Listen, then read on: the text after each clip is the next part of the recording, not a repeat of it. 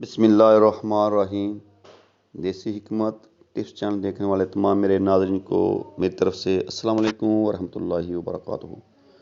दोस्तों, आज मैं आपको एक ऐसा चूर्ण जो मैदे के जुमला अमराज के लिए, बदहज़मी, हाज़म की ख़राबी, क़ुव्वत हाज़मा को ये चूर्ण बढ़ाती है। इस चूर्ण के इस्तेमाल से भूख बहुत ज़्यादा लगती है। जो भी आप ग़िज़ा खाएँगे, ग़िज़ा जुज़्व बदन बनेंगी।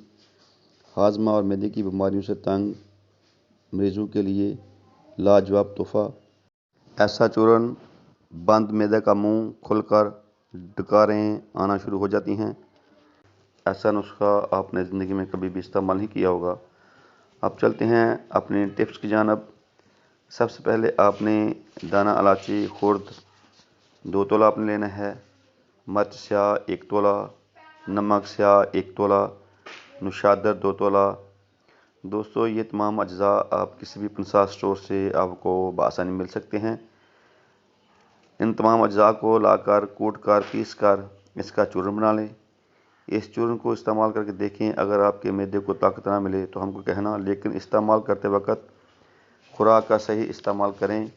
इंशाअल्लाह अल्लाह के फजल करम से आपको शिफा भी हासिल होगी और आपका जो मैदा है वो भी ठीक होगा।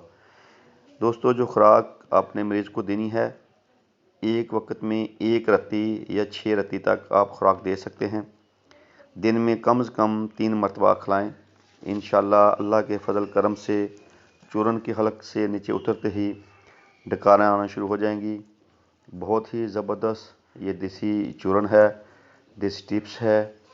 इसको बनाकर अपने घर में रखें। हर कोई इसको इस्तेमाल कर सकता है। जिसका मैदा ख़राब है या जिसको तज़ाबित है वो भी इस्तेमाल कर सकता है। जिसको खट्टी डकारें आती हैं वो भी इस्तेमाल कर सकता है। बहुत ज़बरदस्त ये देसी चूर्ण। दोस्तों, हमारी आपसे गुजारिश होती है कि हमारे देसी हिकमत टिप्स चैनल को सब्सक्राइब भी करें, लाइक करें और कमेंट्स में हमें ज़रूर क्या करें, और हमारी वीडियो को मुकम्मल एंड तक ज़रूर देखा करें ताकि आपको इल्म हो कि यह नुस्खा आपने किस तरीके से तैयार करना है। दोस्तों, आप दीजिए देसी हिकमत टिप्स चैनल से मिल जाता। अल्लाह ताला हम सब का आमीन। अस्सलामु अलैकुम वरहमतुल्लाहि वबरकातुहू।